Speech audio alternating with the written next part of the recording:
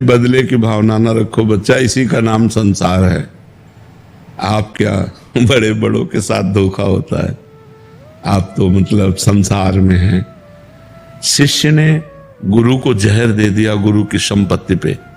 एक बहुत बड़ा स्थान है, हम गंगा किनारे जब भ्रमण करते थे तो वो मास्टर था शिष्य, तो वो पहले मास्टरी छोड़कर शिष्य बना, फिर विरक्त हुआ और फिर उनको जहर दे दिया जो गुरुजी थे, और फिर उनकी संपूर्ण प्रॉपर्टी का अधिकारी बना।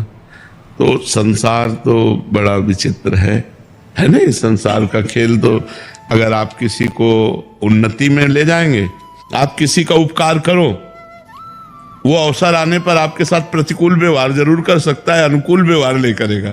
ये संसार का स्वरूप है।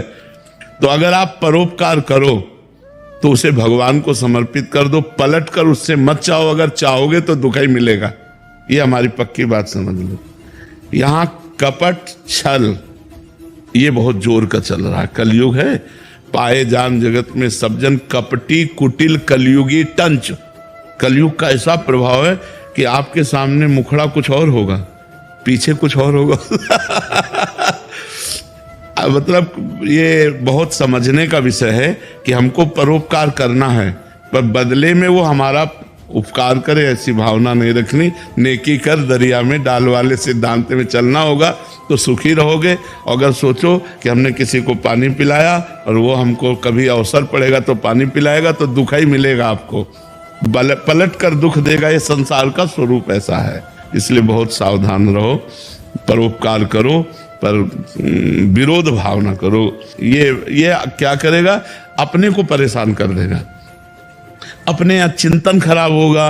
अच्छा मान लो आप मारपीट की कानूनी कार्रवाई हुई, आप जेल गए, फायदा क्या हुआ? फायदा हुआ क्षमा करो।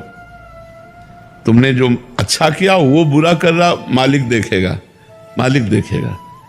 देखो भगवान जब हिसाब किताब करता है ना तो उसमें इतनी भी कमी नहीं रखता। थोड़ा बड़ा सिस्टम है, सिस्टम बहुत बड़ा है ना, अनंत ब्रह्मांड है, अनंत ब्रह्मांड है, तो हिसाब किताब में देरी जरूर लगती। देखो अपने यहाँ मुकदमा चलते रहते हैं, 10-10 वर्ष नहीं चलते रहते, केस फाइनल होने में 10वें वर्ष मुकदमा चलता रहता है, जबकि एक देश की बात है और अनंत देशों अनंत राष्ट्रों की बातें भगवान के पास है, तो थोड़ा वहां देरी है।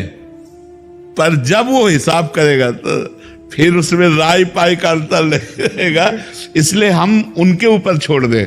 ज्यादा गुस्सा आ गई, हिंसा हो सकती है, हमको लौटना चाहिए, विरोध भाव से वापस लौटना चाहिए, क्रोध भाव को अंदर दबाना चाहिए और अपने को बचा लेना चाहिए। नहीं तो बहुत प्रकार की समस्याएं हमारे जीवन में आ सकती है।